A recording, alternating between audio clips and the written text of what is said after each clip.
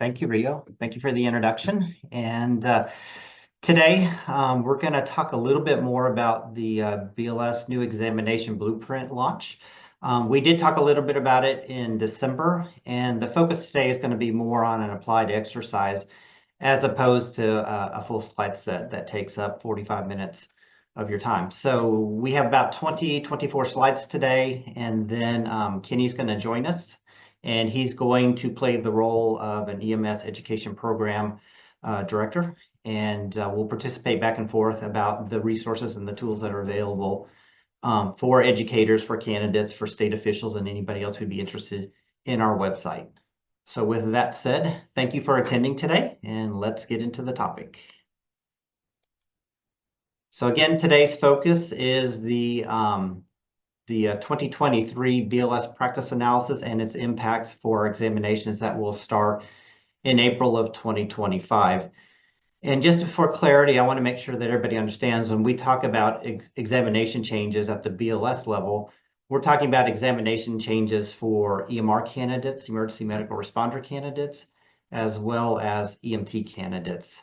The changes for the AMT and the paramedic examinations occurred in July of 2024. And so today our focus is solely on the EMR provider as well as the EMT provider. So let's start off with, what is a practice analysis? A practice analysis is really just a research-based project where our psychometricians go in and they try and identify, what are the job tasks, the job responsibilities that people perform every single day when they come to work. And of course, our job task analysis at National Registry is focused at that entry-level provider because that's the person that we're actually measuring.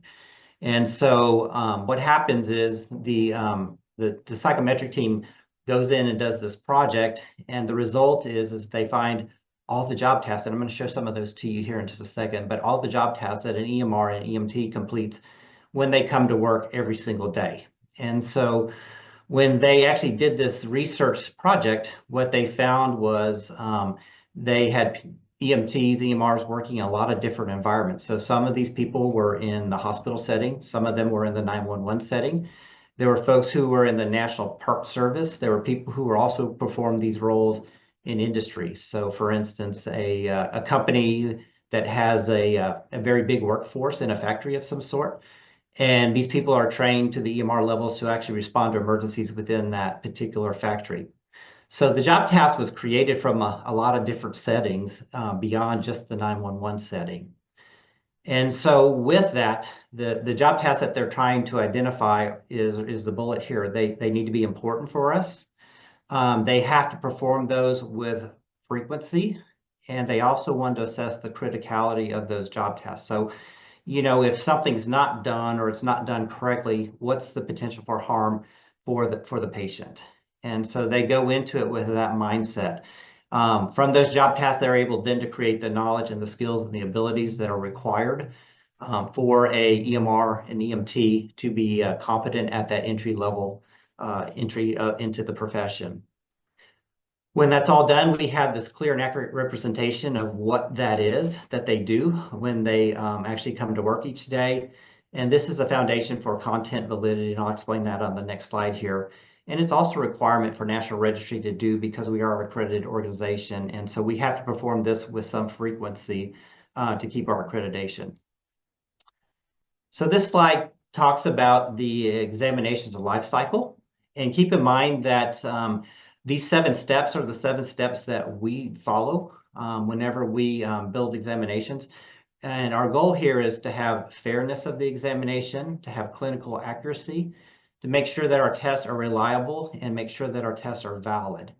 And so with those 4 goals in mind, we go through these steps. And so someday if I had an hour to talk about these 7 steps, I would love to do that. But today I'm just going to touch on them and describe what they are. So today we're going to talk about the practice analysis. And this is, like I said, this is a study of the job tasks and the required knowledge and skills and abilities that an EMR and EMT would need when they come to work every single day. This is the foundation of our test. And this is how we then go to step 2 and we define test specifications. So what does the test look like? So if we know what they do, we know what's important, we know what is done frequently and what has high criticality, we then can say, okay, this is how the test needs to be constructed.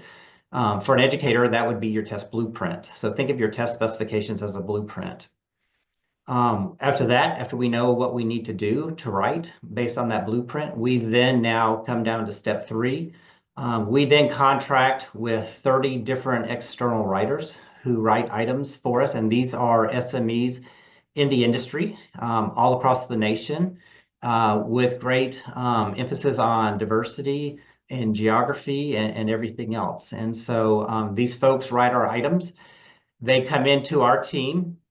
We make sure that they meet our standards, they have consistency, and we do editorial reviews. When that's done, we then bring another set of SMEs, external SMEs, who then look at those items and they give us a thumbs up or a thumbs down on those items. So they tell us if they're fair, if they're clinically accurate, are they up to date, and are they something that should be on the examination. When we get a thumbs up from all the SME panelists that are involved in that process, the item then moves to a pilot phase, and that's number 4. And during the pilot phase, the items actually sit out on our examinations and they collect data. These items are unscored, so they don't count for the candidate or against the candidate, but it gives us some metrics as to how well they perform or don't perform. If they perform adequately, then they're promoted to an operational phase. If they don't pilot well, then they go back to a rework status, or in some cases, we just discard the item and say it's just not something that we can use.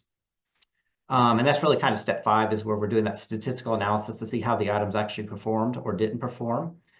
With a practice analysis at step 6, we bring in a group of external SMEs who help us set the cut score. The cut score is, what is that passing standard for an entry-level provider? Those SME judges that look at these items then give us a recommendation as to what the cut score should be. That recommendation goes to our board, and then our board, looks at it and makes a decision to enact it, adjust it, or whatever they need to do with that. And then finally, in step 7, we're always evaluating our items to make sure that they are performing, the way we want them to perform. When they no longer perform, a lot of times what we see is they drift, and that simply means that they drift upward. They become too easy, and so we have to adjust those items to keep them fair, accurate, and measuring that entry-level competency. But in the end, those 7 steps is how we ensure that we have examination validity and fairness and reliability, and make sure that those items are also clinically accurate. And so this is what we do every single day following these 7 steps as we build the examinations for EMR, EMT, AMT, and paramedic. So today, we're here really only to talk about EMR and EMT examinations. And so the first thing that you probably want to know is, when is all this taking place? And so the first date of the new examination will be April 7th. That is a Monday. And so on April 7th, the EMR candidates and the EMT candidates will start to see these new examinations. So that's a big date to mark on your calendars. And so the next thing is, well, what does the blueprint look like? And so this is more or less the blueprint, and I'm going to go a little bit more in detail with these job tasks here in just a second. But the group that came in, the SME panelists that came in and told us what they do every single day, basically said when they come to work, they do a scene size up and ensure the safety of that scene. When they encounter the patient, they do a primary assessment. After that primary assessment, they do a secondary assessment, after which then they do transport and treatment.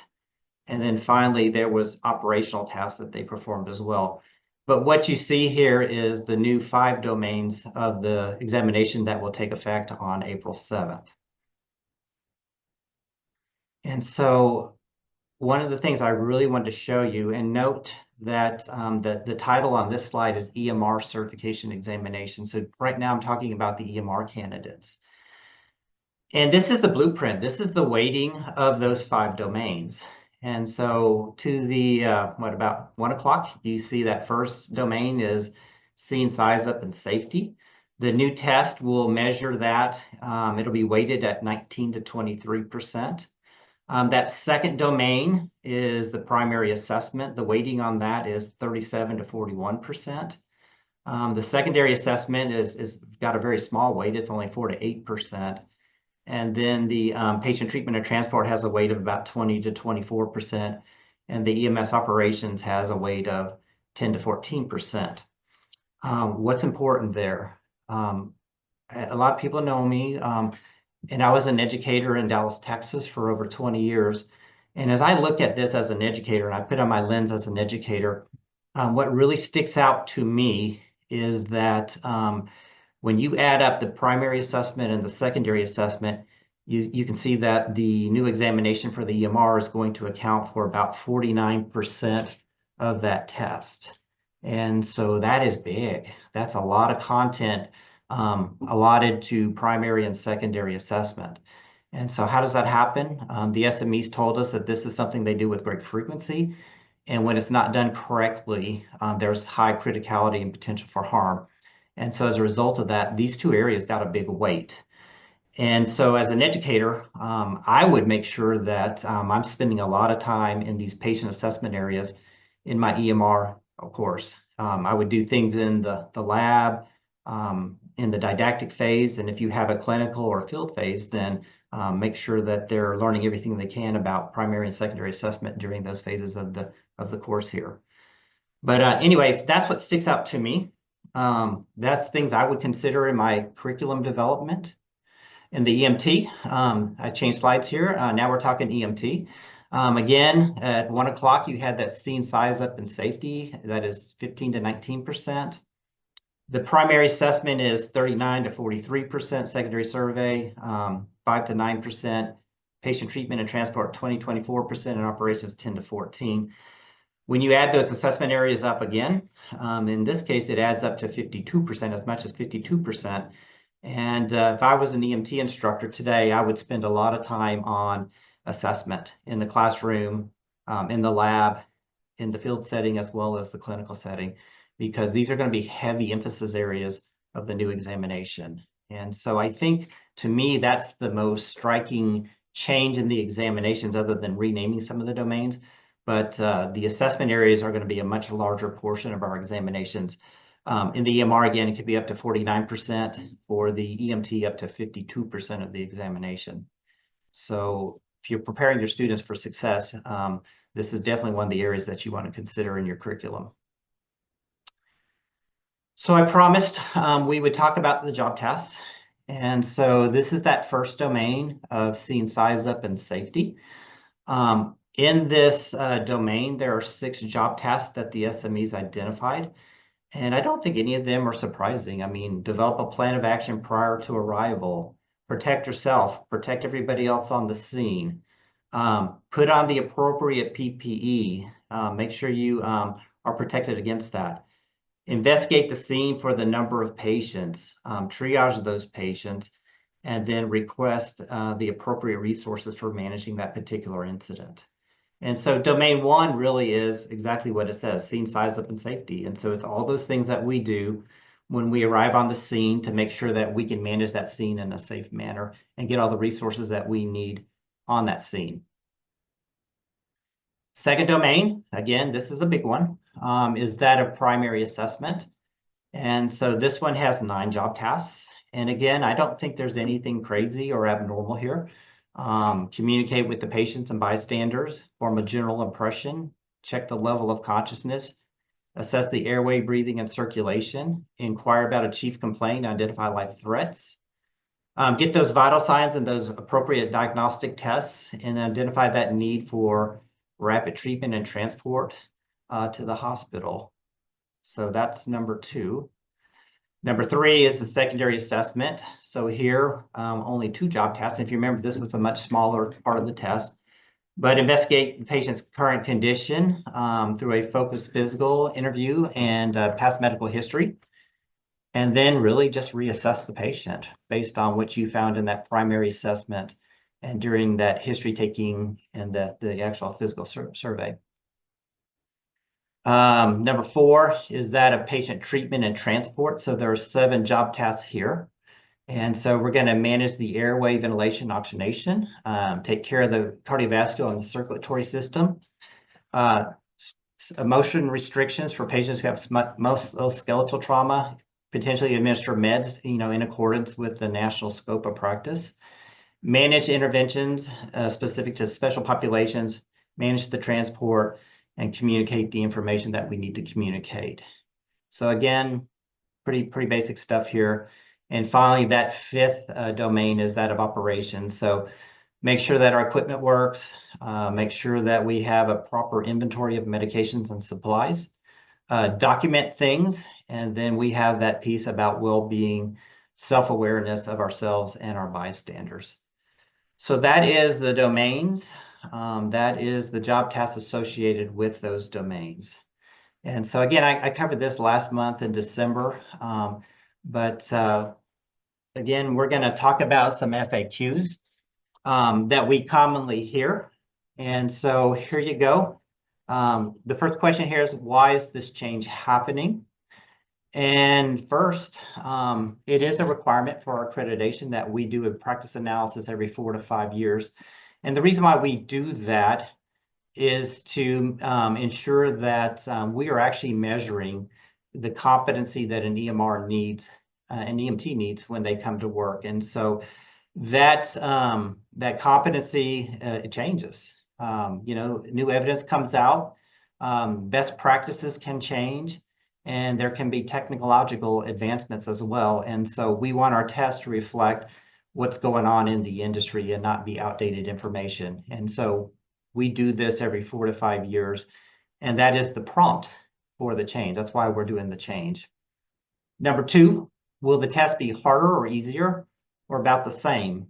And we have no reason to believe that the test will be any harder or any easier. So the answer to that question would be, we expect it to be the same that it is in difficulty level today, as it will become April 7th and beyond.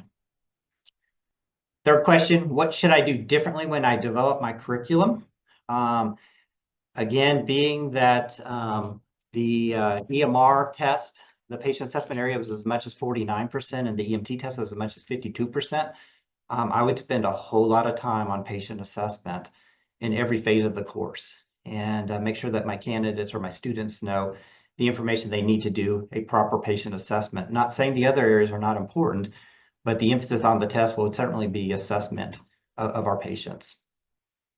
Will the examination cost increase or decrease? There will be no change in the fee. The time associated with that test is going to be the same, and so we will not have any additional costs. And so the time frames that are currently slotted for the EMR and the EMT will continue to be just like they are today. All right, question number 5. This one was a little confusing last month, and so I rephrased the question here to be very clear to everybody. And so the question here is, will an isolated domain of clinical judgment, leadership, and communication be assessed in a similar manner as the AMT and paramedic? And the answer is no.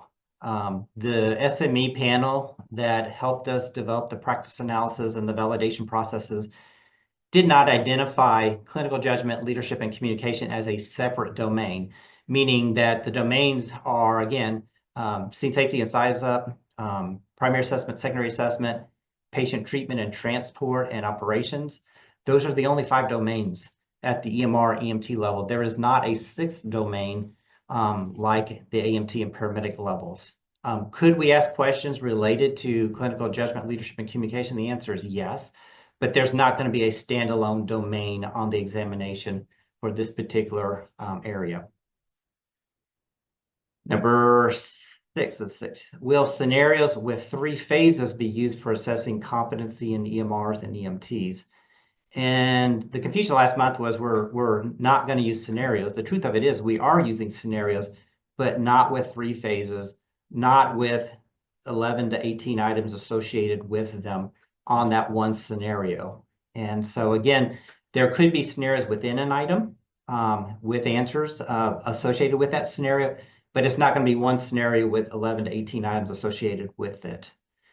And I'm going to talk about this in the next slide here, but do we have sample items to review? And the answer is yes, and that's really where we're going to spend our time today. So here we go. So this is, again, reinforcing the fact that when you look at the right side of the screen, the AMT and the paramedic, the domains for those tests are airway, respiration, ventilation, cardiology and resuscitation, trauma, med-ob-gyn, EMS operations, and then there's that sixth domain of clinical judgment.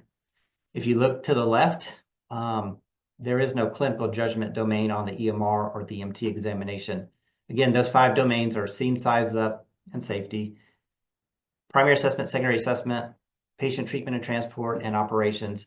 And there are only 5 domains on those 2 examinations. There's not a sixth one. Could we ask you questions about leadership and communication? Absolutely, but it won't be a separate domain. All right. And then the other piece about the scenario, just trying to clarify this a little bit from last month. BLS candidates, again, we're talking EMRs and EMTs, can have standalone questions with a brief scenario or vignette that is contained within the question stem. But what you're going to see here is one question stem, and then one question associated with that stem. And the scenario can be embedded in that stem, but it will be very brief and very short. BLS candidates, again, we're talking EMRs and EMTs, will not be assessed with scenarios that include an en route phase, a scene phase, and a post-scene phase. These scenarios with those 3 phases and those items associated with those 3 phases will only be found on AMT and paramedic examinations. So what you will see in a paramedic exam is you'll see one scenario that has an en route phase, a scene phase, and a post-scene phase. And you can see up to 11, and some scenarios could actually have more, but you could see up to 11 items that are associated with that single scenario. The EMR and the EMT candidates will not see those type of scenarios. The scenarios are very different for the BLS candidates. And so with that said, I'm going to introduce Kenny. Kenny, you want to talk about your background and how we're going to play this role? Sure. Thanks for having me here today. I am Kenny Navarro, as Paul mentioned. I am an educator. I worked for years in Dallas teaching at UT Southwestern Medical School with Paul. Was there before Paul got there as well. But I've worked, I've been a paramedic since the 1970s, so a very, very long time. Worked primarily in urban areas, but I do have some rural experience, and I did some international work in Haiti and in Africa. So I've done EMS in lots of different environments, but probably mostly would be in the urban setting. So right now my position is I'm a program manager, exam program manager at the National Registry. And so my job really is to focus on the items or the questions. So I'm part of the team that creates the questions. Paul's responsibility is really more about the entire exam. So he takes our work on the individual questions and then sort of molds them into the exam. And then that's how our sort of division of labor goes along. So I'm going to try to help out here with some of the questions that I think that program managers and educators will have along the way as Paul talks about what's available on our website. One of the things that I do want to talk about, just mention really briefly, Paul, and you sort of touched on this, and that is the difference in the scenarios that the EMRs and the EMTs will see versus what the AEMTs and the paramedics are seeing. So there is a separate clinical domain called clinical judgment that only the AEMTs and the paramedics are being tested on. And in that clinical judgment, the writers will create one scenario that follows a patient from the dispatch information to the on-scene phase and then en route or post-scene. So sometimes the post-scene will be transport to a hospital and sometimes it won't. It will be things like patients who don't want to go to the hospital. And then what all has to happen around that in order to get a valid against medical advice, do not transport forms completed. So that's one scenario. Then we'll have 6 questions that will revolve around the dispatch information, 6 questions about the scene information, and 6 questions about the post-scene information. But they're all going to be based on the same scenario. And what those scenarios do is they're testing the clinical judgment of that provider at the AEMT level or the paramedic level, their ability to make decisions. So at the EMR and the EMT level, those candidates will get items that are based on a scenario, but they're only going to have one aspect of the scenario. So the question might be that a patient was involved in a motor vehicle accident, for example, and the impact was from this direction, and the patient has these injuries and these vital signs, and there'll be one question that's associated with that scenario, and then once the candidate answers that question, they'll move on to a completely different question. And that's the difference. Both of them are getting scenarios, but the AEMT and the paramedics are getting multiple questions, as Paul said, somewhere in the neighborhood of 11 questions, but they could get, because 18 questions are created for that scenario, they could have a range of questions somewhere in that neighborhood that are asking them specifically about the decisions that they're making during their response once they arrive on the scene, and then during the post-scene phase as well. The AEMTs would get maybe just an individual question about dispatch information or an individual question about a scene, but they won't be just a continuous thing where you're seeing a great big reading passage with lots of information that follows these 3 phases. So I think, Paul made that point, but I just want to make sure that everybody understands that we are not doing away with scenario questions for EMRs and EMTs. They still will get scenarios. They just won't get a series of questions based on one scenario. Yep. Thank you, Kenny. Yeah, that was a topic that was a little confusing last month. So we wanted to clarify that and make it very clear this month. So here we go. You can follow along with this. And so Kenny and I are just going to have a dialogue, but what's going to happen is we're going to go to the National Registry website. And so when we get there, we're going to land on a page that looks similar to this, and we're just going to navigate this just a little bit here. But we're going to go to nremt.org. If you want to do that, it would be a great idea, and it'll probably be very helpful. What is on this website is just a lot of resources for candidates, for educators, for state officials, or anybody else who wants to navigate to this website, because we're trying to be transparent and share as much information with everybody to prepare for the EMR and the EMT examination. So let me go through the slides here, and then we'll go do that. So we communicate a lot through social media. We have this podcast that's called the Registry Insider. It is hosted by our executive director, Bill Seifrith. And they talk about everything. A lot of really good stuff about what's going on in the industry, what's going on in the education world. And I think we're up to about 25 to 30 different episodes at the moment. And so you can get a lot of information about what's going on at National Registry if you subscribe to one of these social media platforms and follow us with the Registry Insider.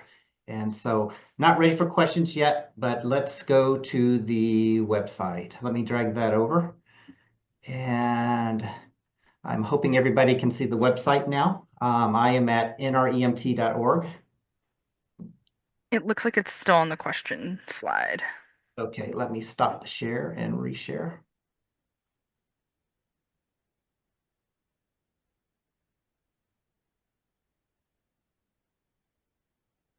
Okay, how about now? Perfect. Okay, excellent. So where I've landed at is nremt.org. And so this is our homepage. And so if you scroll down just a little bit, you're going to see this section that says the new basic life support certification examinations. And underneath that header is 5 different sections here about important timelines and information. So that's going to give you information about that. It's going to talk about the examination. So we're going to go and do this here in just a second here. The item classes, the new item classes that we are using, that's always a common question. Are we using the TEIs at the EMR and EMT levels? And the answer is yes.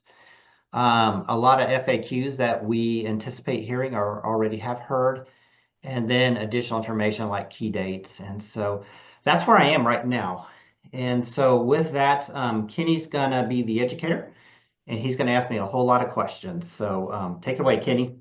Well, so obviously one of the questions that comes up is that is there a place that new candidates could go and see some examples of what they're going to be experiencing online, whether they're EMRs or whether they're EMTs? All right, that's a really good question. So I'm going to click on about the examinations.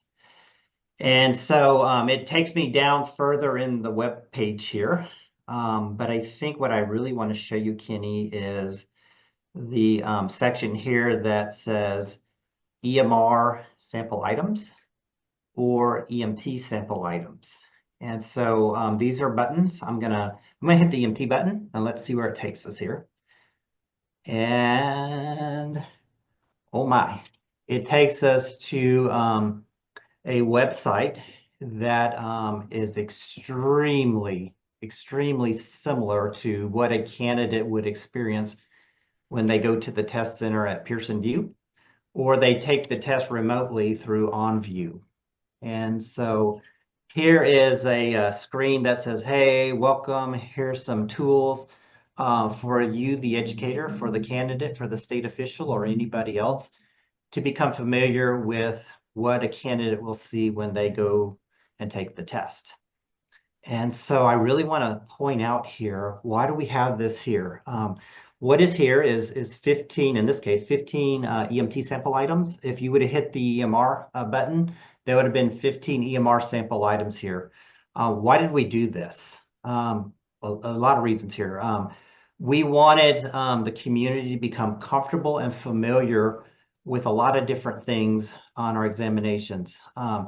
If a candidate or an educator or a state official goes to this website and clicks on this button, they will be able to have comfort and become familiar with the examination format, the test platform, the functionality of the test, the item style, the item format, our item classes, and also experience these 5 domains that I previously mentioned here. And so this is a really great tool for everybody here. It also will help reduce a candidate's stress because they'll have an experience with the test beforehand.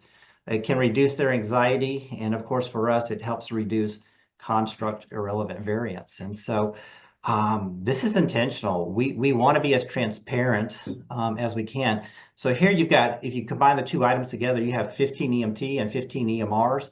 If you go to the ALS items, you're going to have 15 AMT items and 15 paramedic items. So combined, you could experience up to 60 sample items on our website. So let's go there. Let's see what's there, Kenny. So the tutorial starts off with introducing the items that we use. And so in this case here, it's saying, we use multiple choice items. Here's a STEM. And there's 4 answers down below. You have to pick the one that is actually correct. We also use multiple response items. And so here we have another STEM. We have 6 answer options. We tell them that there are 3 answer options that are correct. Go pick those 3. And so that is a multiple response. We also use this thing called an options box or options table. Here we're asking them to classify things into 2 categories. Of these creatures that are on the left, are they a mammal or a reptile? And so these are just radio buttons. They would toggle back and forth to answer this particular question. This item is a build list. We're asking them to order something. And so in this case, we're asking them to order dates chronologically. And so they would toggle those over and put those in order from, I guess it's asking for latest or earliest to latest. I'm not sure what it's asking here, but we would put them in that particular order. Oh, there it is. Yep, from earliest to latest. We would also introduce them to the drag and drop items. So we're saying these structures, which body system do they belong in? So they would just point and click and drag them into the right spot. That's called the drag and drop. And so you see a sample of that. And then it tells you about some of the features of the testing platform. And this is just like they would experience at Pearson VUE. And then we launch into the items themselves. And so here you've got 15 items.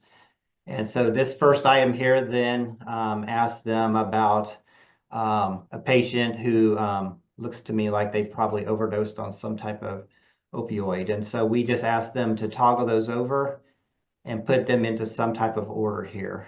And so to save time, I'm just going to move them over. But do note that I can move them all around to get them in the order that is proper for that particular question. When they get them in the order they want, they then go to the next item. And so that was a build list. This one here is a drag and drop. So that's asking them, hey, of these conditions here, which are compensated and uncompensated shock. And so they would just drag those over and place them in the right place. And so they're just dragging and dropping these into the right spot here. What does it ask me to do? Move the stage as many times as needed here. So let's just do that. Oh, it's fighting me.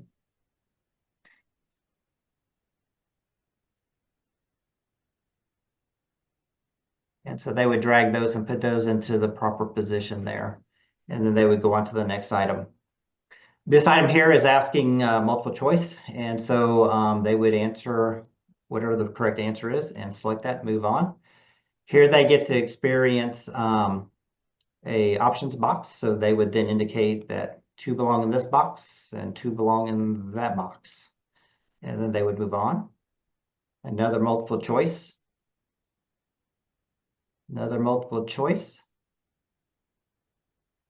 This is a multiple response. So this is asking them to select 3 answer options that are correct for this. So they would indicate those 3 answer options.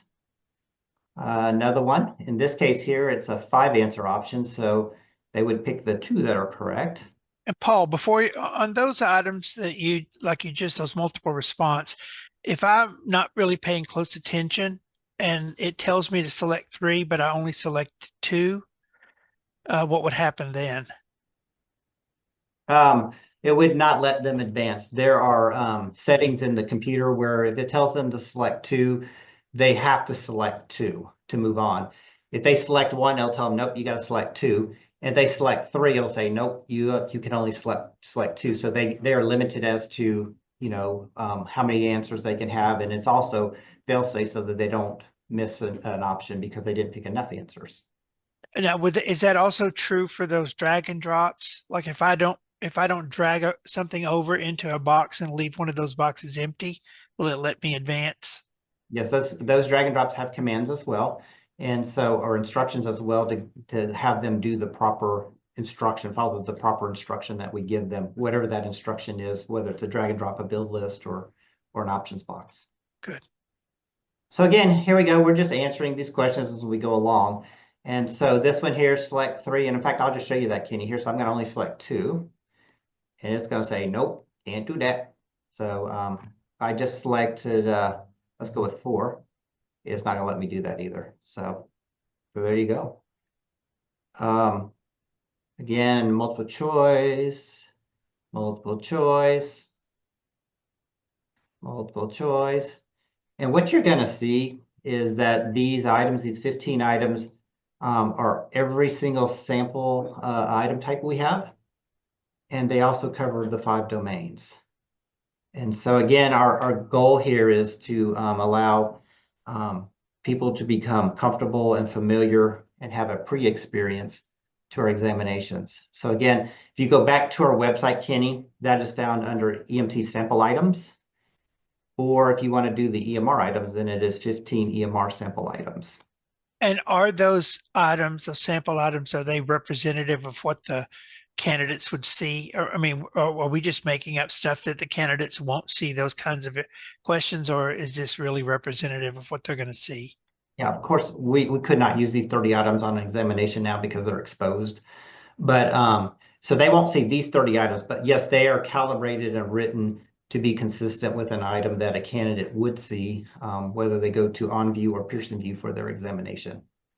Okay, so then a follow-up question I have is that I noticed that when you were clicking on the answers and advancing, that it wasn't telling us as, because it's a sample, but it wasn't telling us whether we were wrong or whether we were right.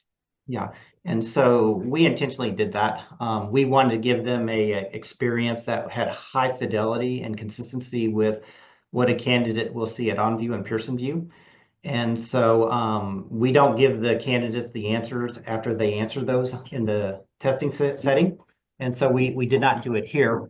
But for the educator, and that's who we're talking to today, the educator, this is a great tool to go into the classroom and have a really nice classroom discussion about why the right answers are right and why the wrong answers are wrong. And so for me, I would facilitate a discussion with, I would probably use as many of these items as I possibly could. If I had an EMT, I would show them the 15 EMT items, and I would also show them the 15 EMR items. So they would be able to experience 30 items as an EMT. Probably not going to work so well, taking an EMR to an EMT items, 15 items there. But at least you could still see the style that we use when we develop our items. But again, an EMT, man, I would show them the 15 EMT items and the 15 EMR items. Yeah, and it seems to me that if I were an educator, I would want to, or a program director, I would want to sort of mimic the same kinds of questions on my quizzes and on my unit, final exams, that I would want to have a variety of questions there as well. So, in my system, I might not have the resources to have a computer adaptive test, but are there ways that I could write questions that just on a paper and pen exam that would do very similar kinds of, I could present material in similar kinds of ways? Yeah, I mean, the drag and drop, Kenny, to me, you and I are probably the old guys here today. Back in the day, we used to have pen and paper, and there was things on one side of the paper and things on the other side, and they said draw lines, match things. And so to me, a drag and drop item is just that. It's a matching exercise, match things to the right place. The build list, if we're using pen and paper, we're just asking people to order things. What would you do first, second, or third? Or what condition you think is most likely, maybe likely, not likely. So we could just order those kind of things like that. And then the options box, it's just, putting things in one column or the other. Is this right-sided heart failure or is this left-sided heart failure? And we could just click or check those boxes, a table on a paper test. So again, a lot of these items can be recreated with pen and paper if you don't have access to the computer technology. And it seems like even with Scantrons that I can create a multiple response. Whenever I create the Scantron key, in order to get question number 5 correct, they would have to choose A, C, and D. And you can set that up in your Scantron and do exactly the same thing. That's right. Yeah, just a little creativity is required there, but absolutely you can do that. Okay, great. I think that's very, very helpful. I noticed that one of those, and I know that you couldn't go back, but one of those questions I noticed had, choose between A and B, or neither A and B, that there was an option for me to choose nothing. That maybe I would write a question where none of the therapies that I was providing to the candidate is the right thing to do. Was that intentional? Was that a mistake, or do we have questions where the correct answer will be really don't do any of these things? Well, I think, in real life, there's situations where there's nothing for us to do. I think of first thing that comes to mind to me right now is a choking victim. If a choking victim is moving air, then we do nothing other than, monitor and watch them. We don't do CPR or do the Heimlich or anything like that. And so in some cases, the best therapy is no therapy at all. Good. Good. So there is an option for me to sort of do some simulated exams and have some discussion with my students about the kinds of questions that they will see. Now, one of the things that you mentioned earlier in your presentation is you talked about the tasks. Is there a place that we can go and see what those tasks are? Yes. So again, I'm gonna just scroll down a little bit here. There is all kinds of information about the examination here. There's some sitting right out here on the page itself. But one of the coolest things is this EMT and EMR certification examination test plan. If you click on that, it takes you to a document, and this document talks about the test specifications, the purpose, how the test plan was developed, the domains that I mentioned earlier, the job tasks associated with those domains, the breakdown of the test. Talks about, what is a CAT examination? How does that work? How long is the examination? Talks about the pilot items, those items that I mentioned that were unscored, and the item types that we use. And then ultimately it talks about how we set the passing standard. And then again, on pen and paper here, it showcases the 5 item types that we're using on the examination. And so again, this is found right on our webpage. So again, examination content, there's the test plan for the EMT. There is the test plan for the EMR as well. So it looks to me like as a program director, if I wanted to really focus my quiz and all the quizzes and even my unit exam, final exams, really want to get my students prepared, then maybe I could use the tasks that are outlined in that document that you see there and write questions, make sure that I'm asking questions that target those tasks, because it seems to me that's what the National Registry exam is going to be built towards. It's going to be built towards those tasks, not necessarily what a book publisher gives me as a quiz or what a book publisher gives me as a final exam. But what those tasks seem to indicate, and my exams should reflect those tasks. Is that fair?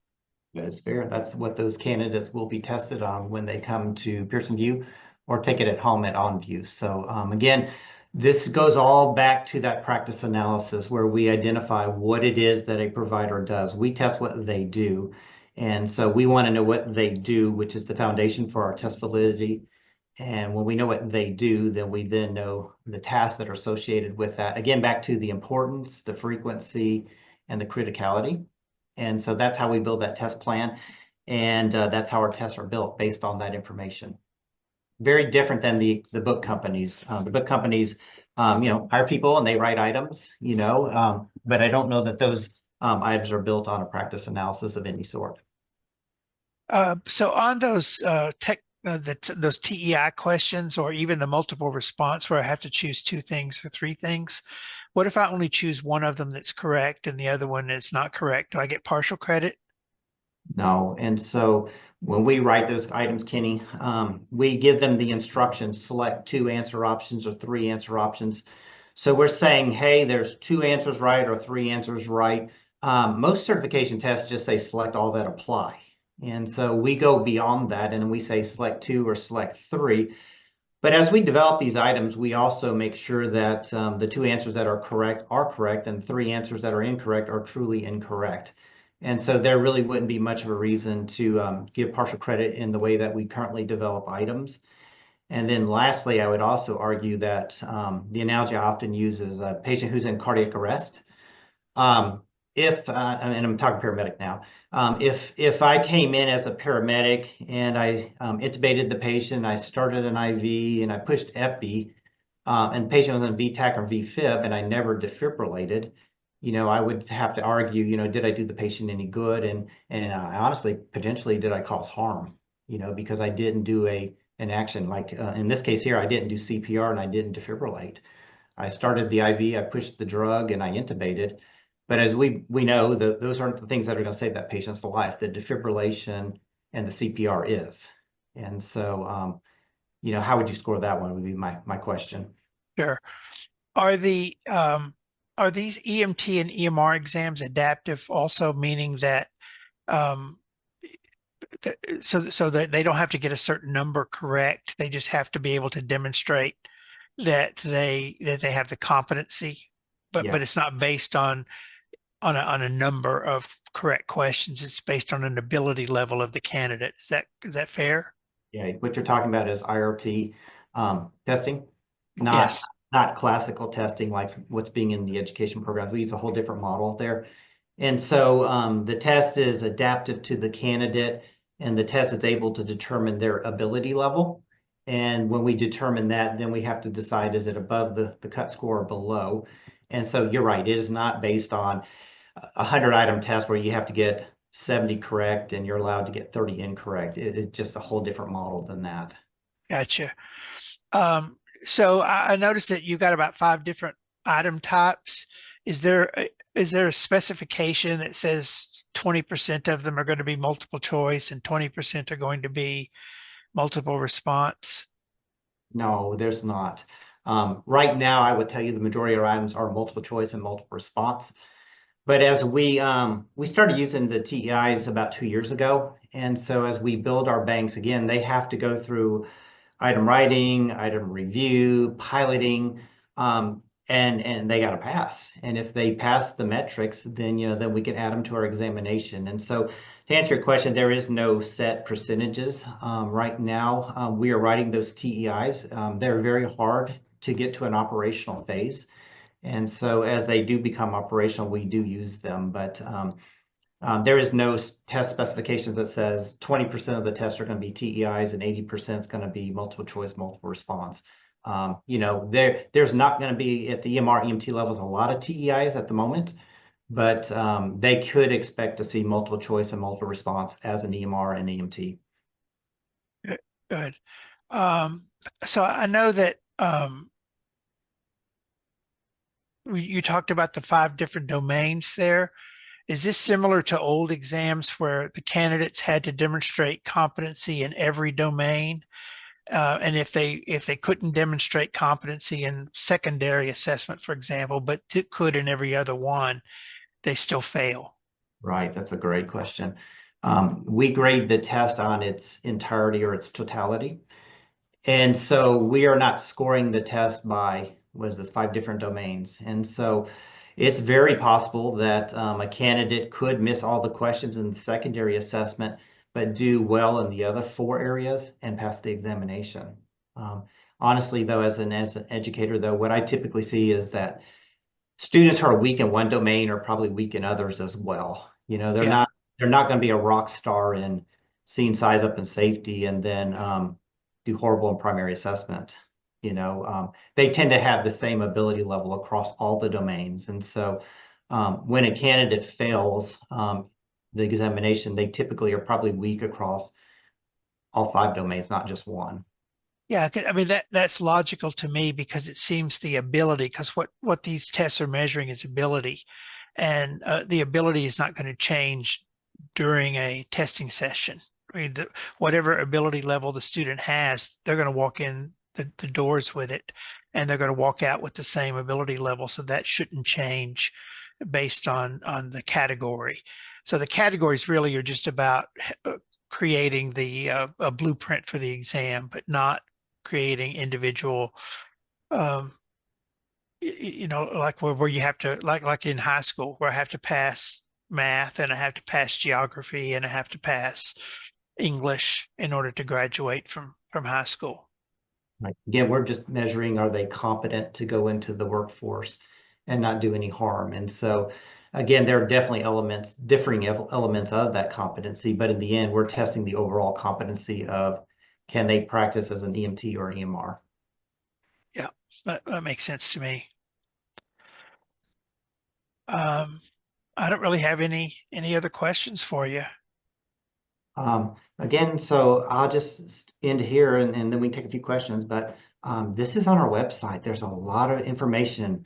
The goal here is to give educators, state officials, and candidates comfort and familiarization with our examinations and to give them that pre-experience. A candidate shouldn't go to Pearson View or OnView and never have seen any of our items before because these sit out on our website are available. And so if you add up all 4 levels, there's 60 items sitting on our website that people can become familiar with. And again, they're 15, 15, 15, and 15 at the appropriate level, but there's a lot of items that somebody can experience, become familiar with before they take the test. So we've got 3 minutes here. I'll take as many questions as Rio wants to give us. All right, let's see here. All right, so Noah asks, will there be a specific number of questions? Will there be an increasing difficulty of questions? And will there be an early end to the test if the students show proficiency? Yeah, so these 2 examinations are CATs. And so as soon as the computer knows their level of ability, it will shut off. And down here in the FAQs, and I never remember this, I don't know why, but I can't hear this. The EMR test is 90 to 110 items, and the EMT test is 70 to 120.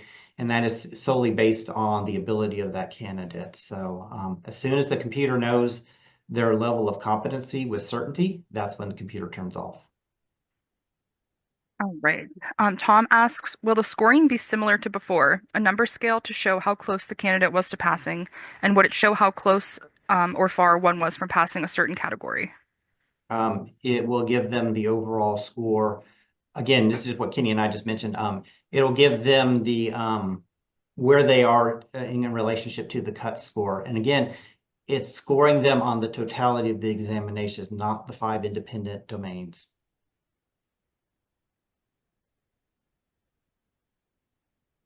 Jeffrey asks, will National Registry provide performance feedback on each content domain to the candidate and program as opposed to the general pass-fail with an overall performance score?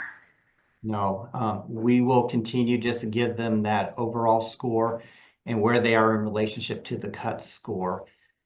And the rationale behind that is if you remember the secondary assessment, I think it was like 8 to 11%. So they may not see very many items in that area at all. And so it's hard for us to say, yeah, they need to spend all their time in secondary assessment. It's just not how we're assessing the candidates. We're assessing them overall in comparison to what they should know as an EMT or EMR. And so we do not give results based on those subdomains. All right, one more quick one here. Leslie asks, will the tests still be broken down by a pediatrics, trauma, medical, etc.? I don't quite understand the question, but the pediatric questions will be blended in throughout the examination. The examination will be about 10% pediatrics. So the answer is yes, there is going to be pediatric items. They will be blended throughout the examination. Can you give me that question again? Sure, let me pull that up here. Will the test still be broken down by pediatrics / trauma / medical, etc.? Okay, so the answer is no, it's just going to be broken down into those domains. So scene size up and safety, primary assessment, secondary assessment, patient treatment and transport, and then ultimately operations. Will they see cardiac emergencies and trauma emergencies? Yes, absolutely. But it's not going to be broken down. The blueprint is what actually I can show you real quick here what the blueprint is. I know it's on here somewhere. The blueprint's right there. That's the category. It's the blueprint for the new examination. And in those areas all cross medical and trauma patients.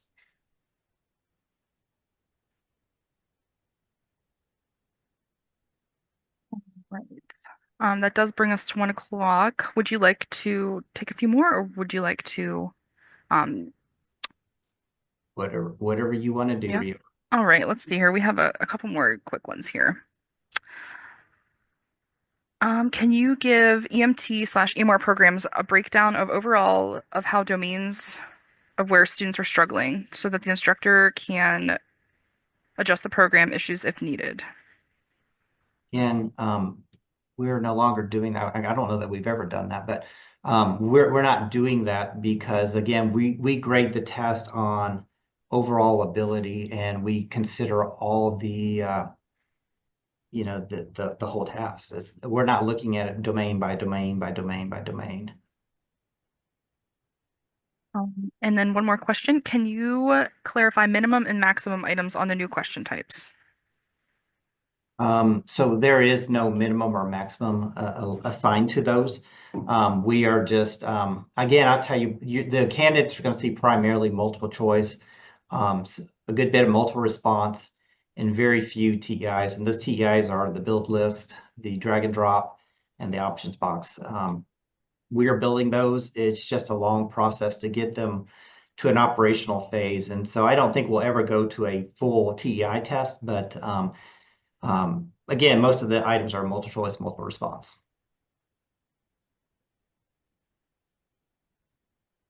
Okay, Mike asks, when is the presumed rollout for the new testing? Do you have any specific date? Yeah, so the new test will launch Monday, April 7th. Perfect. Okay.